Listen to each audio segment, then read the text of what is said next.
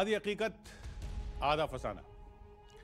किस्सों में, कहानियों में, सैकड़ों साल पुरानी निशानियों में वो आज भी जिंदा है। जंगल की छाया में, धूप की माया में, कुओं की गहराई में वो आज भी जिंदा है। आप सोच रहे होंगे कि आज हम आपके सामने ये पहेलियां क्यों बुझा रहे हैं। दरअसल आज की कहानी है ही ऐसी। ये कहानी उन तमाम कहानियों से अलग है जिन्हें अब तक आप देखते और सुनते आए हैं, क्योंकि आज हम एक ऐसी पहेली को हल करने जा रहे हैं जो अब तक अनसुलझी थी। इसलिए सबसे पहले हम आपको वो पहेली सुनाते हैं और उस पहेली के कुछ अहम किरदारों से मिलवाते हैं।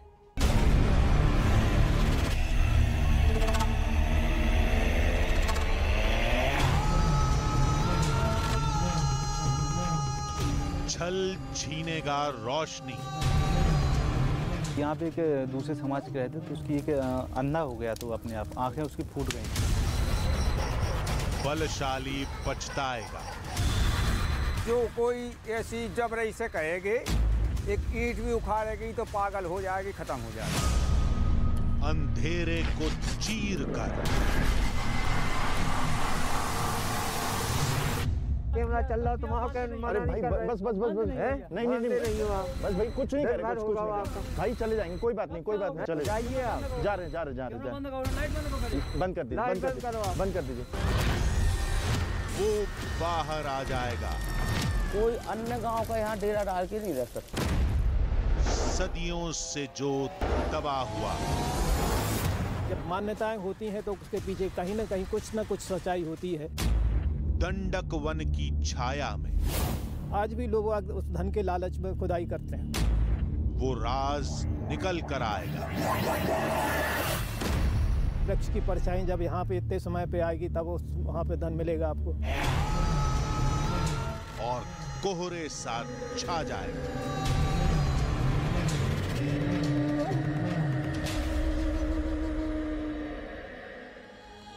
आधी हकीकत आधा फसाना। ये एक ऐसी पहेली है जिसे सदियों से एक गांव सुलझाना चाहता है। गांव तमाम कोशिश कर चुका है। वहां लोगों ने इस पहेली से जुड़ी कई कहानियों को सुना तो है, लेकिन जिसने भी उनकी तह में जाने की कोशिश की उसके साथ कुछ ना कुछ अनर्थ जरूर हुआ। तो क्या इस पहेली के पीछे कोई दैवीय शक्ति है? क्या इसके पीछे किसी श्राप की कहानी है? आज आधी हकीकत आधा फसाना की टीम हर सवाल का जवाब तलाशेगी। तो चलिए आपको लेकर चलते हैं मध्य प्रदेश के एक ऐसे गांव में जहां रात का अंधेरा सवाल बन जाता है और दिन का उजाला उन सवालों को हल करने का रास्ता। ये कहानी है छतरपुर के खटोला गांव की।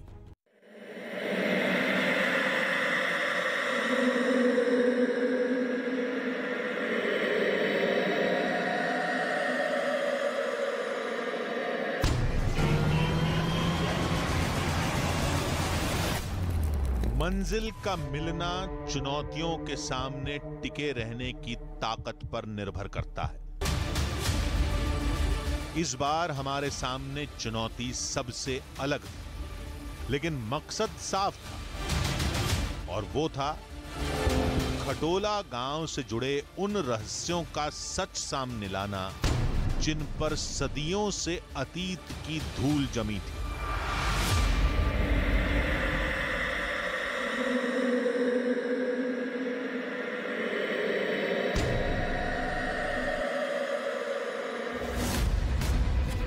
इसलिए आधी हकीकत आधा फसाना की टीम अपनी नई मंजिल की तरफ बढ़ चली।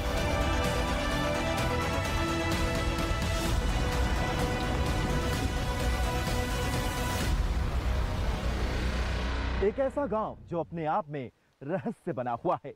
एक ऐसा किला जिसमें छुपा है राजा के तिलिस्म का खजाना। एक ऐसा गांव जहां पर अन्य जाति के लोगों का आना सख्त मना है। नमस्कार, मैं हूं आलोक मिश्रा और आज आधी हकीकत आधा फसाना की टीम पहुंची है गांव खटोला में, ये जानने के लिए कि आखिर क्या वजह है कि जिसकी वजह से इस गांव में किसी अन्य जाति के लोगों का आना सख्त मना है। कहां छुपा है राजा का वो खजाना जिसे आज भी यहाँ के गांव के लोग ढूंढते हैं इन जंगलों में। क्या वजह है? क्या यहाँ पर कोई दैवी शक्ति है? जिसकी वजह से इस गांव में अन्य जाति के लोगों का आना सख्त मना है। क्यों खटोला गांव में बाहरी लोगों का आना मना है? क्यों आज भी लोग वहां खजाने की तलाश में भटकते हैं? क्यों खटोला गांव में सोने की बारिश का जिक्र किया जाता है? क्यों इस गांव में एक राजा की चमत्कारी शक्ति का दावा किया जाता है? खटोला एक ऐसा गांव है जहां पर किसी अन्य जाति के लोगों का आना सख्त मना है, या कोई यहां पर रहने की कोशिश करता है तो उसे देवीय प्रकोप को झेलना पड़ता है, ऐसा लोगों का यहां कहना है। लेकिन ऐसा क्यों है ये मुझे बिल्कुल नहीं पता है, लेकिन हम आज इस गांव में एक रात गुजारने वाले हैं ये जानने के लिए कि क्या कुछ ऐसा होता है अगर कोई अन्य जाति का व्यक्ति इस गांव में रुकता है तो। ये ऐसे सवाल थे जिनके बारे में हमने सिर्फ सुना था, इसलिए अब हमारा लक्ष्य सिलसिलेवार तरीके से उन कड़ियों को सुलझाना था जो कहीं न कहीं एक दूसरे से जुड़ी थी। और इस कहानी का पहला सिरा था राजा सूर्य सहाय। कि हमारे पूर्व पहले लोग बताते हैं, हमारे जेठी, कि यहाँ राजा सूरज शाह का राज था। तो वो बड़े ईमानदारी से अपनी प्रजा का पालन पोषण करते थे। तो एक समय एक महिला तालाब में नहा रही थी, वो आधा वस्त्र पहनी थी, आधी वो धो रही थी। तो राजा ने सोचा कि मेरी मतलब राज्य में इतनी दुखी महिला, तो राजा ने अपनी आंखों में मैचे मतलब बटवा के बंधवा ली थी कि हमारी मतलब प्रजा को दुखी नहीं देख सकती। तो इस पे माता प्रसन्न हो गई थी राजा पे कि बहुत सत्यधारी राजा है जो दूसरे की मतलब दुख को सहन न करने के कारण अपनी आंखों में मिर्चां भरवा ली। तो माता उनके ऊपर प्रसन्न हो गई थी। तो माता ने सवा पहर कंचन बरसाया था। यहाँ की कहानी तो बहुत अद्भुत है, बहुत पुरानी कथा है जी।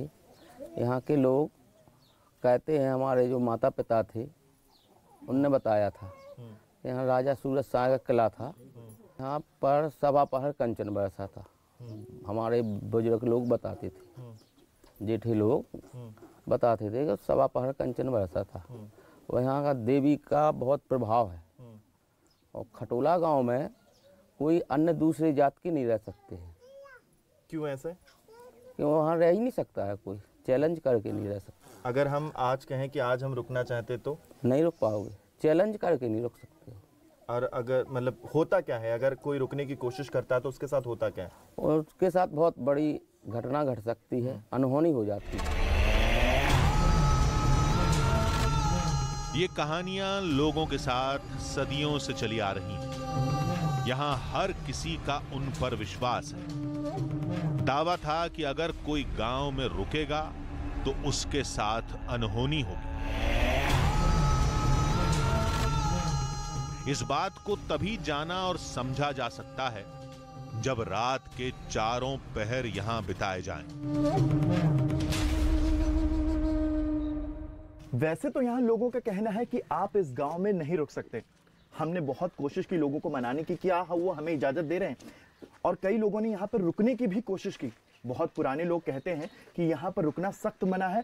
बाबा, यहाँ पे किस राजा का राज्य होता था पहले? राजा सूरज शाह का। अच्छा, तब से यहाँ पे दूसरी जाति का लोग नहीं रह सकते? क्यों ऐसा? उनके साथ क्या हो जाता है? रह नहीं सकते, वरना खटपाव हो जाती है। उनके साथ कुछ न कुछ घटना हो जाती है। गांव में न रुकने के लिए हमें बार बार आगाह किया गया। मेरे हिसाब से रुकना सही नहीं होगा, क्योंकि अभी तक यहाँ पे ऐसे रुके रहे हैं लोग, तो आप भी ना रुकें, मेरे हिसाब से तो ज़्यादा सही है।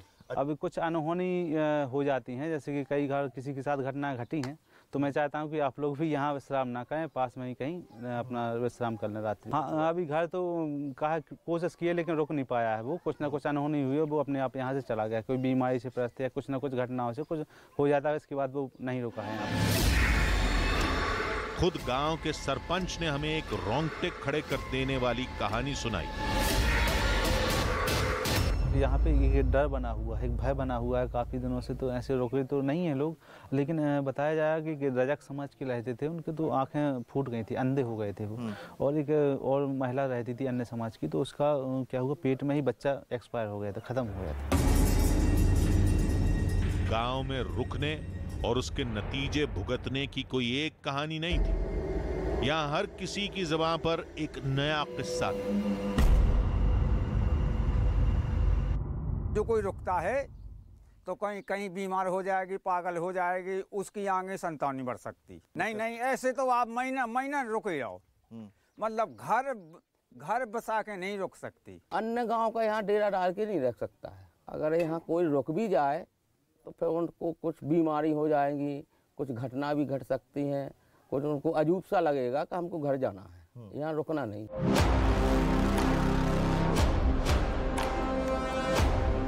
हमने गांव का चप्पा चप्पा तलाशा। दिन के उजाले में पसरा सन्नाटा रहस्य को और गहरा कर रहा था।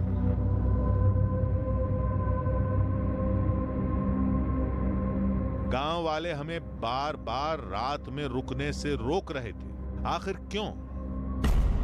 क्या रात में गांव वाले कुछ ऐसा करते हैं जिसे वो दुनिया के सामने आने नहीं देना चाहते थे, या वाकई उनके खौफ में कुछ सच था? अब सच जानना है तो खतरा उठाना ही पड़ेगा। रात हो चुकी है और धीरे धीरे ठंड बढ़ती जा रही है। अब वक्त हो चुका है उस चैलेंज को लेने का जिसके लिए खटोला गांव में सख्त मनाही है, यानी कि इस गांव में रुकने के लिए। और आज न्यूज़ 18 इंडिया की टीम इस गांव में रुकने वाली है और इस चैलेंज को लेने वाली है कि क्या कोई दैवीय प्रकोप सच में होता है इस गांव में रुकने के बाद, और क्या है इसके पीछे की हकीकत।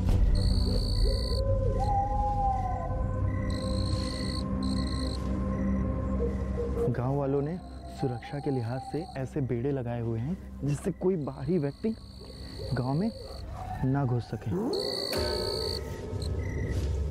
पहले चेतावनी, फिर बाड़ा लगाकर रास्ते बंद करना। रात का रहस्य अंधेरे के साथ और घना होता जा रहा था।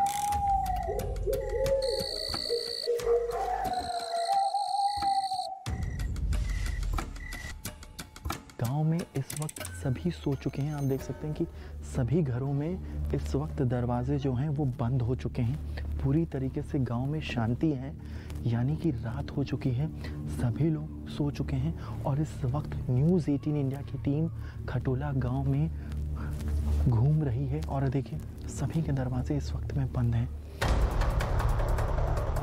अचानक वो हुआ जिसकी हमें बिल्कुल उम्मीद नहीं थी।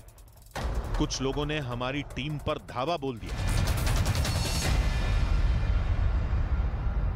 गांव पूरी तरीके से सो चुका है, लेकिन कुछ लोग हैं जो अभी भी जगे हुए हैं। पुजारी जी, मुझे एक लाइट दिखा दी। मत मत मत मत भैया जो को आए भाई, कुछ नहीं करे, कुछ नहीं करे, मना करता हूं, बार से कैमरा चल रहा तुम्हारा के अरे भाई बस नहीं बस भाई कुछ नहीं करे, भाई चले जाएंगे, कोई बात नहीं, बस जा रहे हैं, कुछ नहीं कर रहे, कुछ नहीं कर रहे। आपका काम नहीं हुआ क्या? नहीं बस चले जाएंगे, कोई दिक्कत नहीं, चले जाइए आप। जा रहे हैं लाइट बंद करो पहले। बंद कर दीजिए, बस कुछ नहीं, नहीं हम जा रहे हैं। आधी हकीकत आधा फसाना की टीम अब न तो गांव में रुक सकती थी और न ही गांव से बाहर जा सकती थी, क्योंकि रात के अंधेरे में गांव की गलियां हमारे लिए भूल भुलैया बन गई थी। पहेली को सुलझाने की कोशिश ने हमें अजीब सी उलझन में डाल दिया था, जिसका असर यह हुआ कि हमारी टीम में ही मतभेद पैदा होने लगे। लाइट बंद कर दो प्लीज, लाइट बंद कर दो। लाइट से दिखाई नहीं देगा ना भाई, मैं कह रहा हूँ लाइट बंद कर दो, कोई आ जाएगा। प्लीज बंद कर दीजिए लाइट, हमारे पास टॉर्च, हम टॉर्च से काम कर लेंगे। प्लीज लाइट बंद कर दीजिए पुजारी जी। मैं अपने कैमरा पर्सन से लाइट बंद करने के लिए कहना चाहता हूँ, क्योंकि अगर कोई यहाँ पर आ गया तो हमें यहाँ भी रुकने नहीं देगा और हमें कोई ऐसी सेफ जगह ढूंढनी है जहाँ गाँव वाले ना आ सके। लाइट बंद करिए पहले। चलिए। लाइट जलाते तो लोगों की नजर हम पर पड़ जाती। गांव वाले पहले से ही हमसे नाराज थे। दोबारा झगड़ा होने पर कुछ भी हो सकता था। हमने टॉर्च की मदद से एक एक कदम आगे बढ़ना शुरू किया।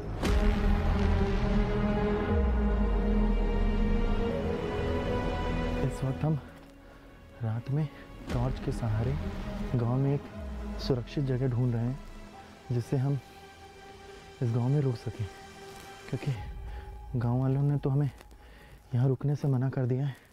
हम देखते हैं कि कहीं हमें ठिकाना मिलता है जिससे हम एक सुरक्षित जगह मिल जाए हमें, कि जिस वजह से हम गांव में रुकना चाहते हैं वो देख पाएँ। हम टॉर्च के सहारे एक सुरक्षित स्थान ढूंढ रहे हैं जिससे हमें यहाँ पे रुकने की जगह मिल जाए।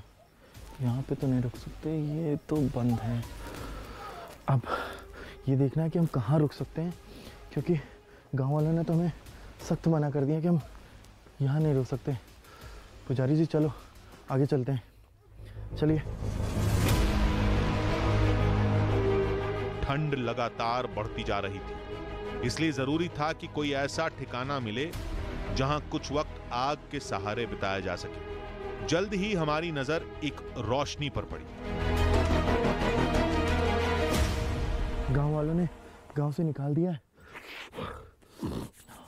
और यहाँ ठंड है कि बढ़ती जा रही है, लेकिन हमें तो गांव में रुकना है, किसी भी हालत में रुकना है। समझ में नहीं आ रहा है कि करे तो करे क्या। एक रोशनी सी दिखाई दे रही है, मुझे लगता है कि कोई अलाव जला के बैठा हुआ है। चले।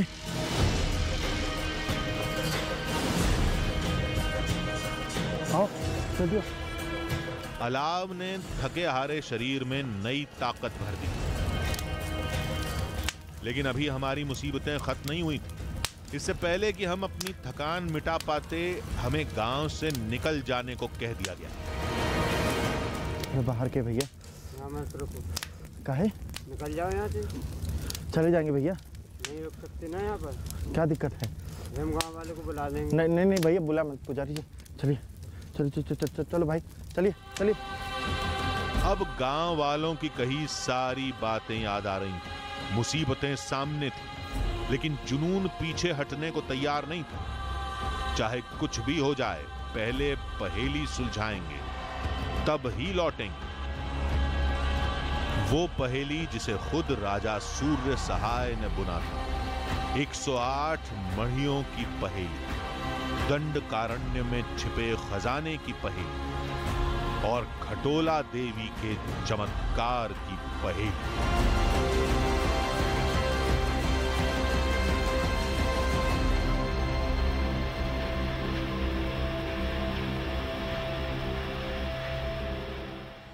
किसी लक्ष्य को हासिल करने के लिए जब किसी पहेली को बुना जाता है तो पहेली के हर शब्द में एक संकेत या कोड छिपा होता है। अब इसी कोड को डिकोड करने के लिए हमें गांव की सरहद को पार करना था और उस जंगल तक पहुंचना था जहां राजा सूर्य सहाय के खजाने का दावा किया जाता है। इसलिए आधी हकीकत आधा फसाना की टीम ने सबसे पहले रात खत्म होने का इंतजार किया और एक बार फिर अपने कदमों को उस दिशा में मोड़ दिया जहां खटोला गांव और उससे जुड़ी कहानियों की कुछ बेहद अहम कड़ियां मौजूद थी, क्योंकि इन्हीं कड़ियों के सहारे हम पहेली की परतों में दबे एक रहस्य से पर्दा उठा सकते थे।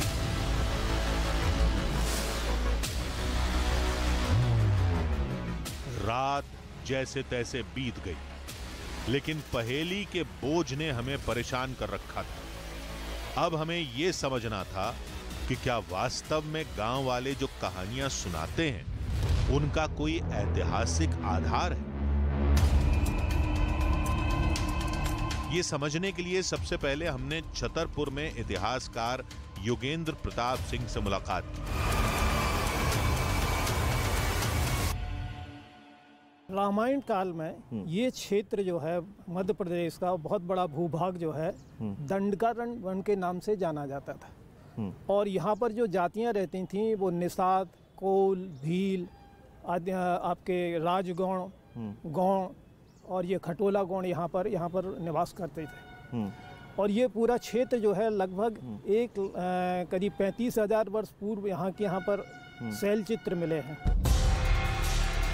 भूगर्भ शास्त्री पीके जैन ने भी इस बात की आशंका जताई कि खटोला गांव के जंगलों में कहीं खजाना तबाह हो सकता है।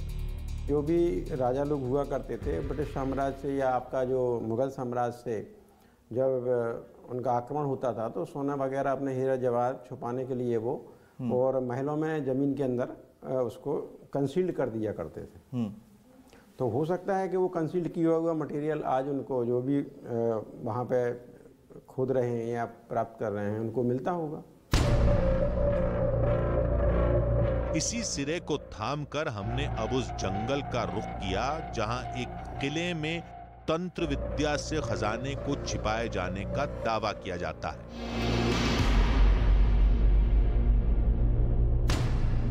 राजा सूर्य सहाय की 108 मणियों का राज इसी जंगल से होकर गुजरता है और उनका महल भी इसी जंगल में मौजूद है। वहां पता चलेगा कि क्या छुपा है 108 मणियों के पीछे कोई सोने का एक बहुत बड़ा खजाना।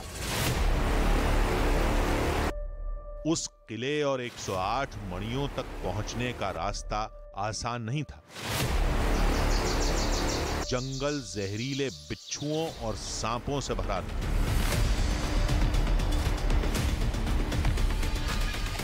लेकिन आधी हकीकत आधा फसाना की टीम ने तय किया कि हौसला जब तक साथ है तब तक आगे बढ़ा जाएगा। हम करीबन बहुत देर से इस जंगल में उस मणि को ढूंढने की कोशिश कर रहे हैं। जब तक हमें नहीं मिली हम पूरी कोशिश कर रहे हैं कि हम मणि तक जल्दी पहुंच पाए। वैसे ये रास्ता बहुत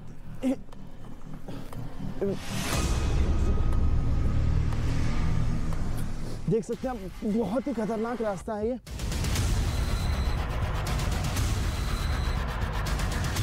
भले ही दिन का वक्त था, लेकिन ये जंगल भी हमारे लिए भूल भुलैया की तरह हो गया था।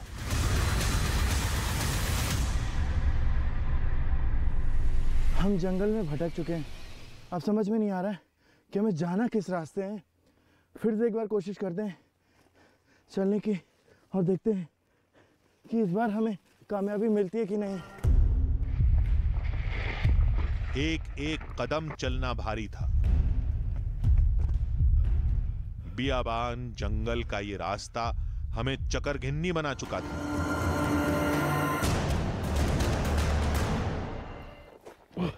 आप देख रहे हैं कब से हम इस जंगल में घूम रहे हैं, कांटे न लग जाए।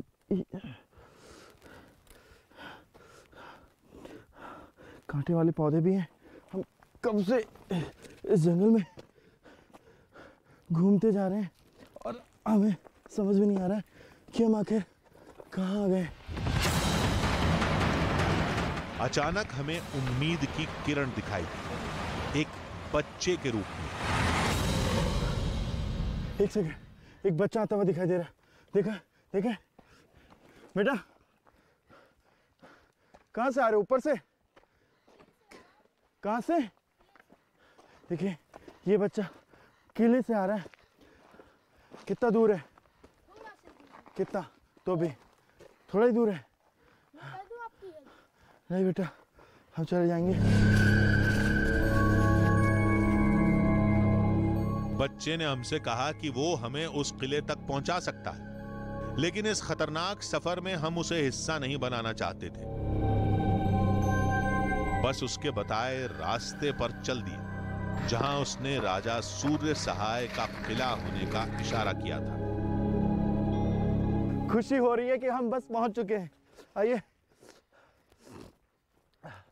लोग बताते हैं कि यहाँ पर राजा का मंदिर है, तो हमें जूते यहीं पर उतारने होंगे जिससे हम मंदिर में जा सकें। तो हम यहीं जूते उतार देते हैं और चलते हैं। आइए।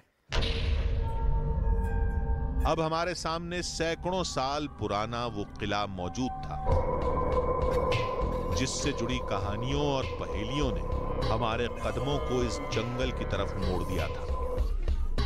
राजा सूर्य सहाय के इस किले पर हम मौजूद हैं जहां पर मणियों का राज है।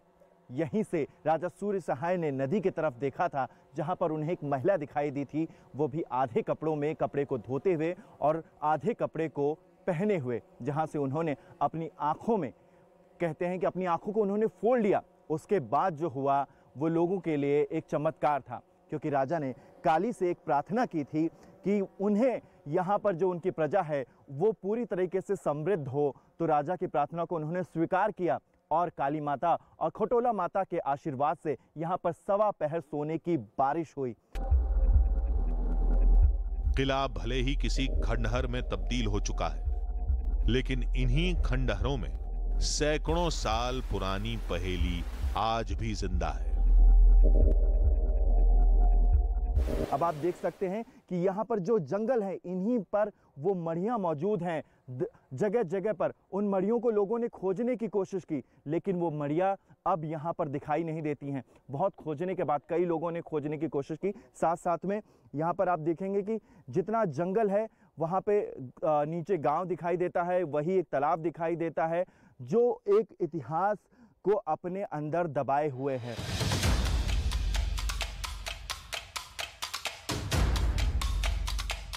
गांव वालों ने हमें बताया था कि खजाने से जुड़े राज इसी किले में कहीं दफन है, लेकिन उन्हें हासिल करना किसी के बस की बात नहीं, क्योंकि दावे के मुताबिक कई साल पहले राजा सूर्य सहाय ने अपनी तंत्र विद्या से उन्हें किसी गुप्त जगह में छिपा दिया था।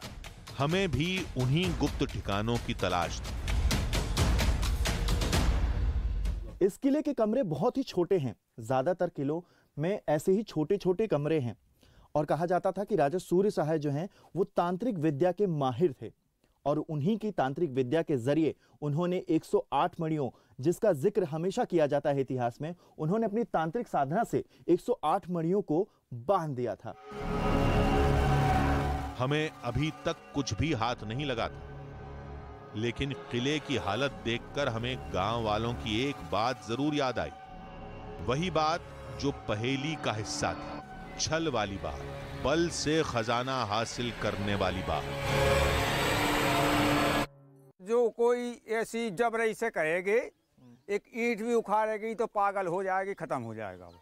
जिसके ऊपर कृपा है उनकी सो मिलता है, और कोई जबरई करे तो नहीं मिलता। कोई जबरदस्ती में अगर खोदने की कोशिश करे तो उसे नहीं मिलता। नहीं, पागल हो जाएगी, मर जाएगी।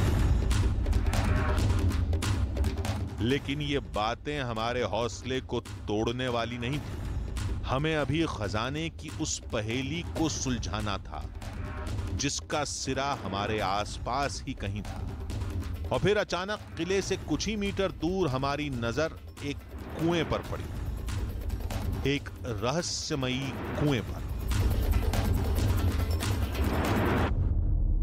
कुएं के दोनों तरफ रास्ते हैं जो कुएं के अंदर हमको लेकर जाते हैं। अब कुएं की हालत थोड़ी सी जर्जर हो चुकी है, क्योंकि वक्त रहते कुआं खराब हो चुका है, पत्थर जो हैं वो खराब हो चुके हैं। पानी अब पीने लायक नहीं है, क्योंकि लोग बताते हैं कि जंगली जानवरों का यहाँ पर कहीं ना कहीं खतरा होता था। सवाल अब भी जस का तस बना हुआ था। क्या गांव में सोने की बारिश और खजाने की जो कहानियां सुनाई जाती हैं वो सच है? ये जानने के लिए हमने एक और चुनौती ली, किले के पास रात को रुकने की चुनौती।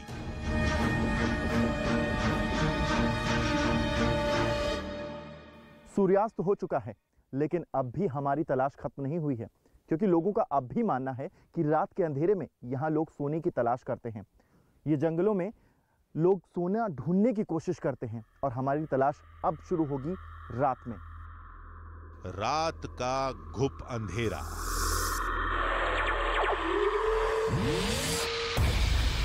जंगली जानवरों की आवाजें साफ हमारे कानों तक पड़ रही थीं। कि इसी बीच रात के सन्नाटे का ये शोर कुछ इंसानों की आवाजों में तब्दील हो गया। कोई है? कौन है? कौन है? कौन है? रुकना भाई, रुकना। देख रहे हैं ऐसे ही लोग गांव में, इन जंगलों में ये देखें ऐसे ही आग जला के लोग यहाँ पर ढूंढने की कोशिश करते हैं सोना। यहाँ पे एक देखिए बहुत सारे गड्ढे यहाँ पर दिखाई दे रहे हैं। रात के अंधेरे में भले ही कैमरे पे ना दिख रहे हो, लेकिन ये आग के अवशेष आपको बता रहे होंगे कि किस तरह से लोग इकट्ठा होते हैं, क्योंकि यहाँ पास में ही एक मंदिर है और यहीं के आसपास लोग बताते हैं कि लोगों को सोना मिलता है। हमारी जो तफ्तीश है अब हमें यहीं पे रोकनी पड़ेगी, क्योंकि अब जंगल में देख सकते हैं आप किस तरह से अंधेरा है और हमारे लिए ये खतरे से खाली नहीं होगा। पहले भी गांव में रात का अंधेरा हमारे लिए मुसीबत बन चुका था। अब एक बार फिर हम कुछ ऐसे लोगों से घिर चुके थे जो खजाना तलाशने के चक्कर में हम पर हमला बोल सकते थे। यही वजह थी कि अब जंगल में रुकना हमारे लिए खतरे से खाली नहीं था। रात में बहुत अंधेरा होता जा रहा है, ठंड बढ़ती जा रही है और साथ ही साथ यहाँ पर जंगली जानवरों का भी डर है। अब हमारा भी यहाँ पर रुकना खतरे से खाली नहीं होने वाला है। मैं अपने कैमरा पर्सन से कहूँगा अब हम चलते हैं यहाँ से, क्योंकि ये जंगल अब खतरों से खाली नहीं है, क्योंकि यहाँ अभी भी लोग हैं। हो सकता है ये हथियारों के साथ हों और ये हमारी जान के लिए खतरा हो सकता है। चलिए चलिए। जंगल को खंगाला, जान का जोखिम लिया, लेकिन खतरों और चुनौतियों के अलावा हमें कुछ नहीं मिला। बस अब एक ही आसरा था, उस तालाब का जहां राजा सूर्य सहाय की जिंदगी से जुड़ा एक बेहद अहम राज दफन। मेरे पीछे जो तालाब आप देख रहे हैं, इसी तालाब में राजा सूर्य सहाय ने एक महिला को स्नान करते हुए देखा था। राजा सूर्य सहाय ने उस महिला को आधे वस्त्र में देखा, क्योंकि महिला आधे वस्त्र को पानी में धो रही थी और आधे वस्त्र को उसने पहना हुआ था। राजा को लगा कि मेरे राजा होने का कोई मतलब नहीं है, क्योंकि उनकी प्रजा उनके राज्य में दुखी है। तब राजा ने मां खटोला देवी से प्रार्थना की और मां खटोला देवी की कृपा से यहाँ पर सवा पहर बारिश हुई सोने की, और तब जाके यहाँ पर जो पूरा गांव है खटोला वो संपन्न हुआ। और आज भी मां खटोला देवी की प्रार्थना से और मां खटोला देवी के आशीर्वाद से यहाँ का पूरा गांव संपन्न है। कहानी के इस सिरे ने हमारे कदमों को अब खटोला देवी के मंदिर की तरफ मोड़ दिया।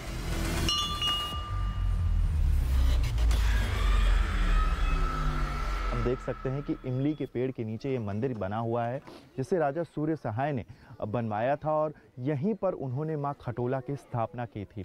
कोलकाता से कहा जाता है कि वो मूर्ति लेकर यहाँ पर आए थे और माता को उन्होंने तब से यहाँ पर स्थापित किया हुआ है। और लोगों का कहना है कि जब भी वो यहाँ पर जो भी मांगते हैं वो पूरा होता है।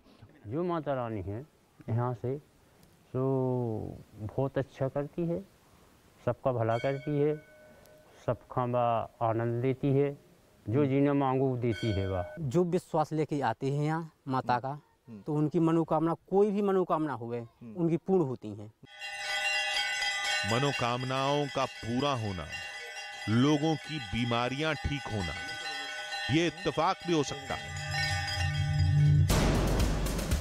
लेकिन खजाने की तलाश में गांव और जंगल के बीच बिताई गई 2 रातों ने हमें जो सबक दिया उसका क्या?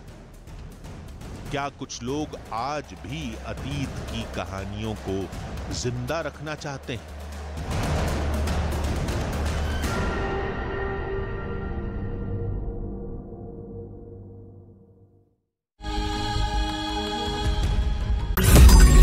मैंने नहीं देखा इस तरह का चीट, इस तरह का क्रिमिनल माइंड पूरे जेल स्टाफ को ब्राइब कर देगा।